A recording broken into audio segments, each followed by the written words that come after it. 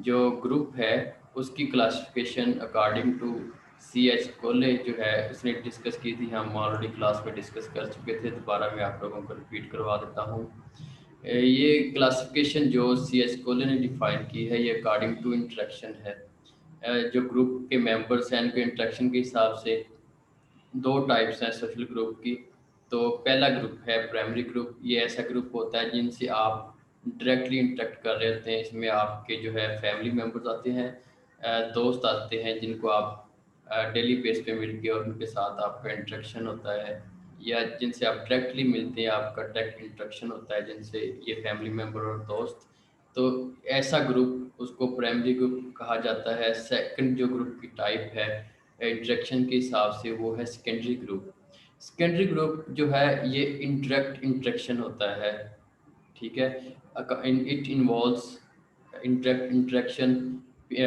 जैसे आपके कॉलेज के कुछ कोलीग्स हैं, आपकी क्लास में कुछ ऐसे साथी होते हैं जो आपकी क्लास में आपके साथ बैठे होते हैं, लेकिन आपका इंटरेक्शन डायरेक्ट नहीं होता है। जो आपके साथ एक दो लोग बैठे होते हैं आपका इंटरेक्शन उनसे तो होता है, लेकिन दूसरे जो लोग आपकी क्लास में तो मौजूद होते हैं या आपके कॉलेज में तो मौजूद होते हैं, लेकिन आपका उनसे डायरेक्ट इंटरेक्शन नहीं होता, इंटरेक्ट इंटरेक्शन होता है। ये दो टाइप्स थी अकॉर्डिंग टू सी एच कोले। देन हमने जो प्राइमरी ग्रुप है यानी डायरेक्ट इंटरेक्शन वाला जिसमें फ्रेंड्स और फैमिली आता है, इसकी कुछ करेक्टरिस्टिक्स डिस्कस की थी। तो इसमें है फिजिकल प्रॉक्सिमिटी, क्लोज रिलेशनशिप। ऐसे लोग ये आपके फिजिकली क्लोज होते हैं जो प्राइमरी ग्रुप के मेंबर्स होते हैं। सेकंड इसकी करेक्टरिस्टिक है ये स्मॉल इन साइज होता है, साइज के हिसाब से थोड़े लोग होते हैं। फिर स्टेबिलिटी इन नेचर, और इनका जो रिलेशन है इंट्रैक्शन है ये स्टेबल होता है, ठीक है। इनकी जो क्लोजनेस है वो स्टेबल रहती है। ऐसा नहीं होता कि एक मकसद के लिए आए, लेक्चर लिए और उसके बाद चले गए। इसमें आप जो स्टेबिलिटी है रिलेशनशिप में वो कायम व दायम रहती है।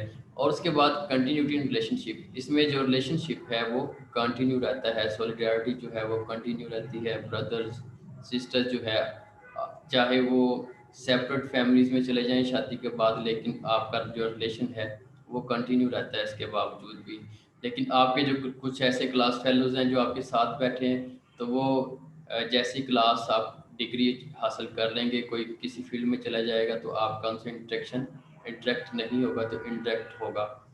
तो ये जो करेक्टरिस्टिक थी। उसके बाद कॉमन कमिटमेंट अमंग मेंबर्स, जो ग्रुप के मेंबर्स होते हैं फैमिली मेंबर या दोस्त होते हैं आपकी, उनसे आपका डायरेक्ट इंटरेक्शन होता है। उसकी बेस पे आपकी जो कमिटमेंट है एक दूसरे के साथ वो कॉमन होती है।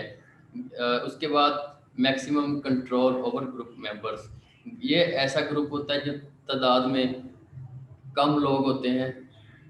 इस हिसाब से जो उन पे कंट्रोल करना, काबू करना उनको बड़ा इजी होता है। Family members control over family affairs, family के जो अफेयर्स होते हैं उनमें जो है फैमिली एक दूसरे को सपोर्ट करती है, कोई इशू बनता है ऐसे ही दोस्त एक दूसरे को सपोर्ट करते हैं। इनकेस अगर कोई इशू या मसला दरपेश आ जाए तो मिल बैठ के उसके सोल्यूशन तलाश कर लेते हैं।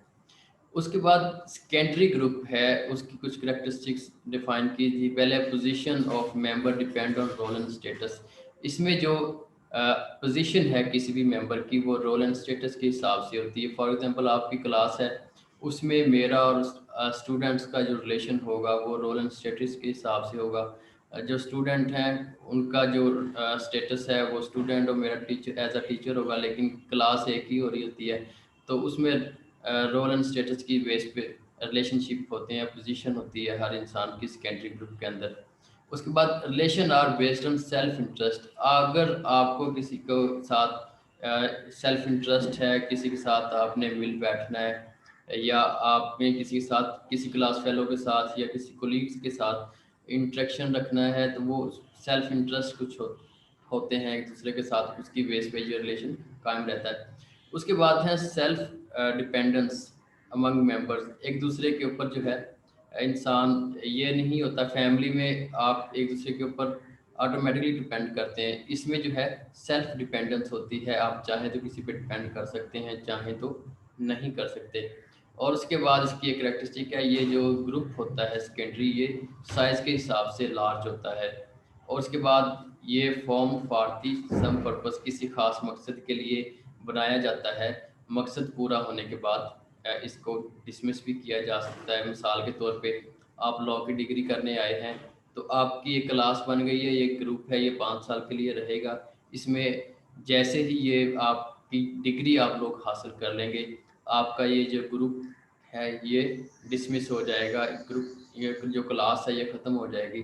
तो ये मकसद के लिए सेकेंडरी ग्रुप बनाया जाता है, और मकसद पूरा होने के फौरी बाद ये ग्रुप ख़त्म कर दिया जाता है। सम टाइम ऐसे नहीं होता, ये फिर जो मकसद जो है पर्पस कॉमन होता है, तो वो कंटिन्यू रहता है अनटिल कि वो अचीव नहीं किया जाता जब तक। उसके बाद lack of control due to large size, इस क्योंकि इसका साइज बड़ा होता है, तो इस वजह से इसको कंट्रोल करना इसके मेंबर्स को वो इतना आसान नहीं होता, जिसमें कंट्रोल कमी होती है। उसके बाद lack of stability and personal relationship, इस जो सेकेंडरी ग्रुप है इसकी स्टेबिलिटी जो है वो भी इतनी ज़्यादा नहीं होती, किसी वक्त भी किसी बेस पे भी ये ख़त्म हो सकता है, और पर्सनल रिलेशनशिप भी इसमें इतने नहीं मैटर करते पाए जाते।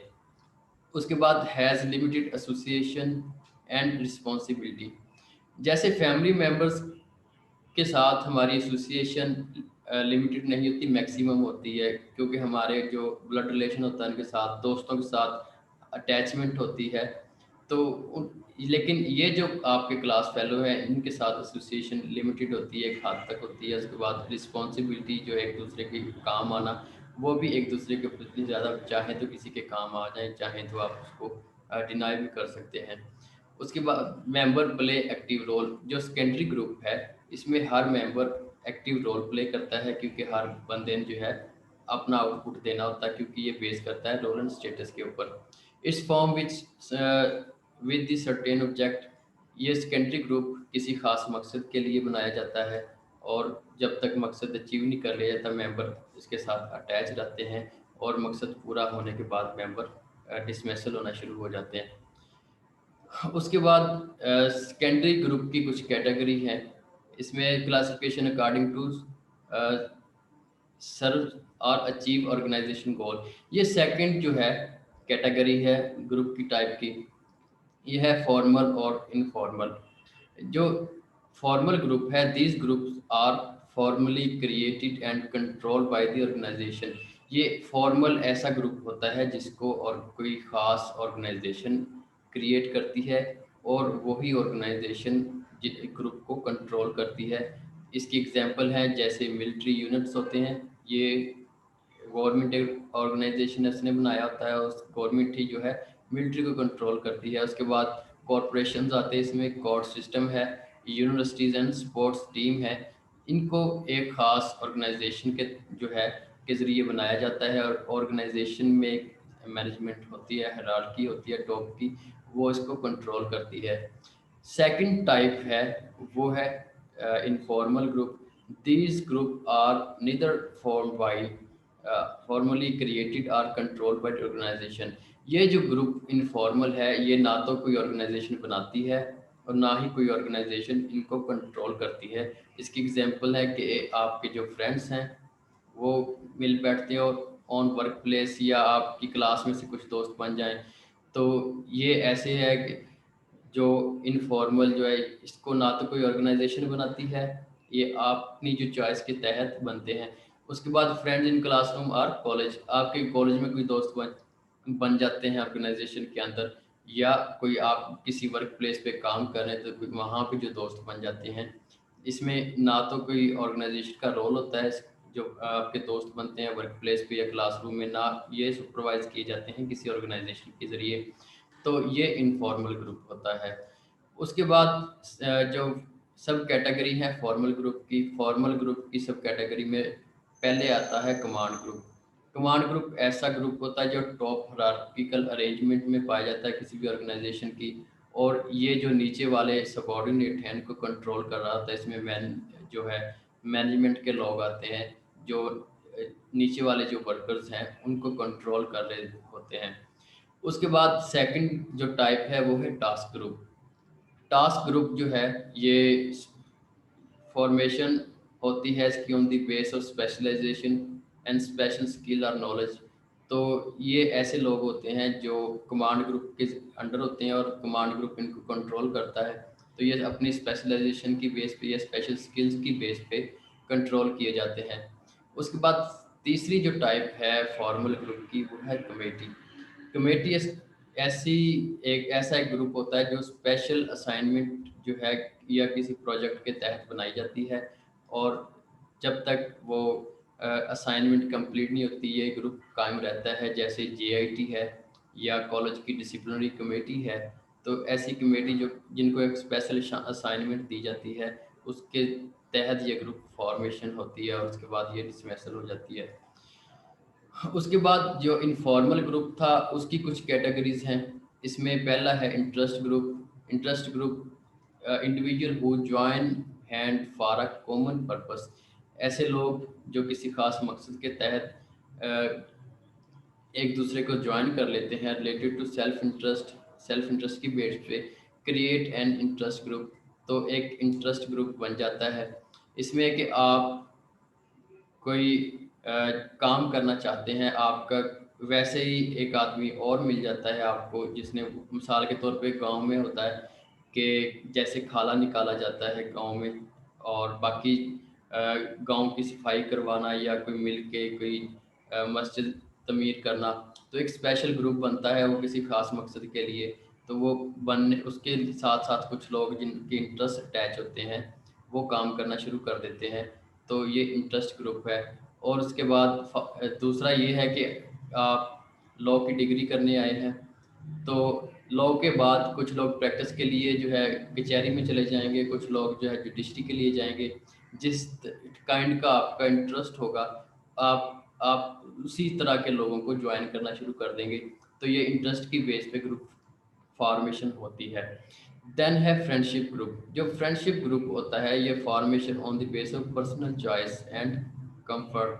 आप जिसके साथ टाइम गुजारें और कंफर्ट फील करें, और पर्सनल जिसको आप लाइक करते हैं उसके साथ बैठना उठना, या उसके साथ आप जो है फ्रेंडशिप इस्टेब्लिश कर लेते हैं किसी भी आप साथी के साथ या दोस्त के साथ। तो उससे क्या होता है कि आपका जो है फ्रेंडशिप जो ग्रुप है वो इस्टेब्लिश हो जाता है। 2 या 3 लोग मिलके जो है एक फ्रेंडशिप ग्रुप बन जाता है। तो ये पर्सनल चॉइस की बेस पे फ्रेंडशिप जो ग्रुप है वो इस्टेब्लिश होता है। उसके बाद कोलीग्स आते हैं। ये आपकी जो क्लास मेंबर्स हैं या किसी वर्क प्लेस पे डिफरेंट जो लोग हैं वो काम कर रहे होते हैं, और इनको जो है कोलीग्स के नाम से जाना जाता है। उसके बाद है सब कोलीग्स। सब कोलीग्स हैं कि आपका एक कोलीग है आपके साथ काम कर रहा है या आपके साथी जो है क्लास पढ़ रहा है आपके साथ। तो उसका जानने वाला अगर आपको कोई मिल जाता है तो वो सब कोलीग होगा, यानी कि आपके कोलीग का जानने वाला, उससे आपका भी एक रिलेशन बन जाता है या आपकी सलाम दुआ हो जाती है। तो ये सब कोलीग कहलाएगा। और उसके बाद तीसरी जो कैटेगरी है ग्रुप टैब की वो है मेंबरशिप और रेफरेंस ग्रुप। मेंबरशिप जो ग्रुप है a group in which member must get themselves registered. ये ऐसा ग्रुप होता है जिसमें मेंबर्स अपने आप को रजिस्टर करवाते हैं। उसके बाद एक्वायर्ड मेंबरशिप और हासिल करते हैं मेंबरशिप कार्ड, और या कोई सर्टिफिकेट हासिल करते हैं किसके लिए, become a part of it. किसी भी ग्रुप का आपको हिस्सा बनना है उसके लिए आप उस ग्रुप में अपने आप को रजिस्टर्ड करवाते हैं। रजिस्टर्ड करवाने के बाद आप सर्टिफिकेट या कोई कार्ड हासिल करते हैं। तो ये आपका मेंबरशिप ग्रुप होगा। इसकी एग्जांपल ये है कि अलायर शुड हैव एलएलबी पास। अगर आपने प्रैक्टिस करनी है कचहरी के अंदर जाके, उसके लिए आपको लॉ पास करना होगा। लॉ पास करने के बाद आपको पंजाब बार का जो है एक लाइसेंस लेना होगा। जब आप पंजाब बार का लाइसेंस लेंगे, अपने आप को रजिस्टर्ड करवा लेंगे, तो आप जो है मेंबरशिप मिल जाएगी। तो ये मेंबरशिप ग्रुप होगा। उसके बाद है रेफरेंस ग्रुप। रेफरेंस ग्रुप जो है वो कॉमन इंटरेस्ट की बेस पे होता है। Profession is same but no need to get registered. यहाँ पे प्रोफेशन सेम होता है लेकिन आप रजिस्टर नहीं करवाते। मिसाल के तौर पे बिजनेसमैन हैं साथ साथ बैठे हैं अपनी जो शॉप्स बना के, लेकिन उनको किसी के साथ अटैच या मेंबरशिप हासिल नहीं करना पड़ती। या आप जो है किसी और साइड पे या कोई और प्रोफेशन ऐसा जैसे लेबर है, वो अपने आप को रजिस्टर नहीं करवाती लेकिन साथ साथ काम कर रहे होते हैं, तो ये आपका जो है मेंबरशिप ग्रुप कहलाएगा, या रेफरेंस ग्रुप कहलाएगा। उसके बाद है small and large group. Small group ऐसा ग्रुप होता है जिसके मेंबर्स की तादाद 3 से लेके 10 तक होती है। ऐसा ग्रुप जिसकी तादाद 3 से 10 तक हो, वो स्मॉल ग्रुप की कैटेगरी में आएगा। उसके बाद ऐसा ग्रुप जो मोर देन 10 मेंबर्स पे कंसिस्ट कर रहा होगा, उसको लार्ज ग्रुप के नाम से जाना जाता है। तो चौथी जो कैटेगरी है ग्रुप की, वो formation on the basis of number of members. ठीक है। उसके बाद ऑर्गेनाइज्ड एंड अनऑर्गेनाइज्ड ग्रुप। जो पांचवी कैटेगरी है ग्रुप की टाइप की, वो ऑर्गेनाइज और अनऑर्गेनाइज्ड ग्रुप होती है। चलें इसको डिस्कस कर लेते हैं। ये अनऑर्गेनाइज और ऑर्गेनाइज ग्रुप है, ये based on structure and bonding इसके अकॉर्डिंग होती है अमंग दी मेंबर्स। जो ऑर्गेनाइज ग्रुप होता है, formation according to system, purposefully bound to help each other.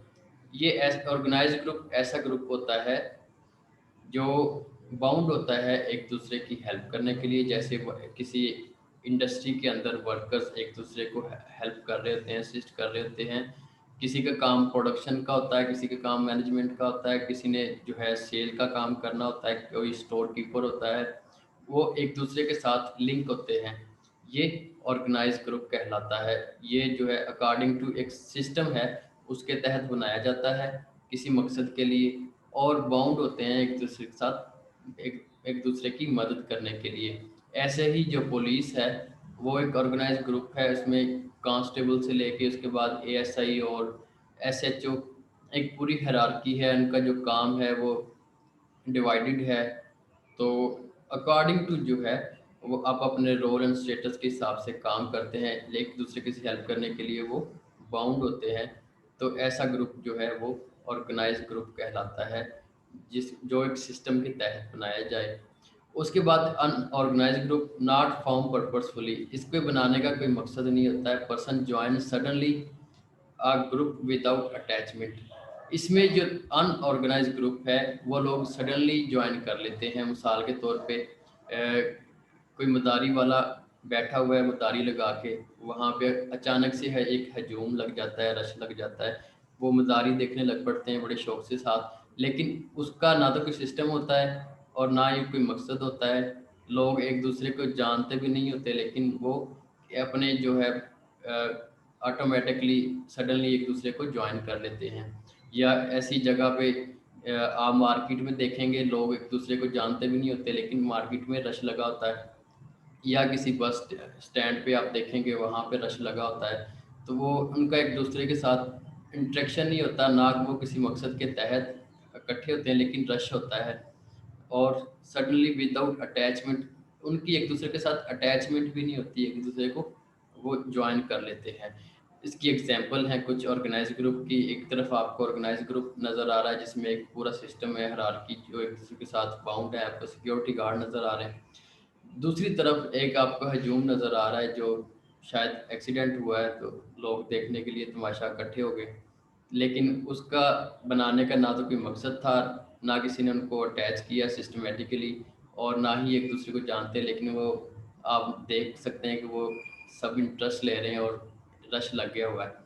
उसके बाद ओपन एंड क्लोज ग्रुप, जो लास्ट कैटेगरी है ग्रुप की टाइप्स की, ये based on scope of entry and exit. ये इसका स्कोप जो है, इसके ऊपर है किसी भी ग्रुप की एंट्री या एग्जिट के ऊपर। ओपन ग्रुप ऐसा ग्रुप होता है, new individual can freely inter and old member can exist any time. तो इसमें ये है कि एक न्यू मेंबर जो है किसी भी पार्टी को ज्वाइन करना चाहे, या कोई भी बंदा किसी भी ग्रुप को ज्वाइन करना चाहिए चाहे, तो उसकी मेंबरशिप ओपन हो हर एक के लिए, जब मर्जी कोई भी इसको ज्वाइन कर सकता है। लेकिन जो पुराना मेंबर है वो किसी भी वक्त उसको एग्जिट कर सकता है, उसकी मेंबरशिप को छोड़ सकता है।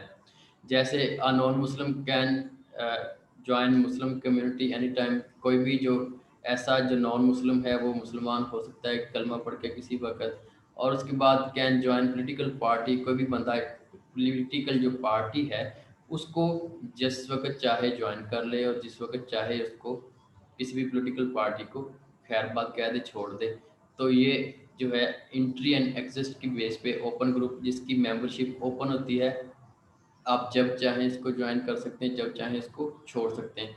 क्लोज रिलेशन जो क्लोज ग्रुप है, इसमें जो restrict group where no further entries are entertain.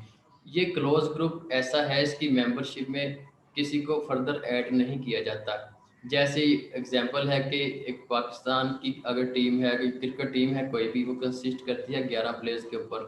अगर 11 प्लेयर्स पूरे हो जाएं तो फर्दर प्लेयर टीम के अंदर इंटर नहीं कर सकते, तो उसकी एंट्री बंद हो गई। उसके बाद इंटेलिजेंस एजेंसीज हैं, आर्मीज है, या कास्ट की एग्जांपल है, आप अपनी कास्ट चेंज करके किसी और कास्ट में इंटर नहीं हो सकते, उसकी मेंबरशिप क्लोज है। और उसके बाद आर्मीज़ हैं या एजेंसी इंटेलिजेंस एजेंसीज हैं या दूसरे इदारे हैं जितने भी, जहाँ पे तादाद जो रिक्वायर्ड है वो पूरी हो जाए, तो उसकी फ़र्दर एंट्री या फर्दर लोग उसको ज्वाइन नहीं कर सकते। तो ये लास्ट टाइप थी। आई होप कि आप लोगों को समझ आ गई होगी। अगर इन केस कि अगर आप लोगों को कोई कन्फ्यूजन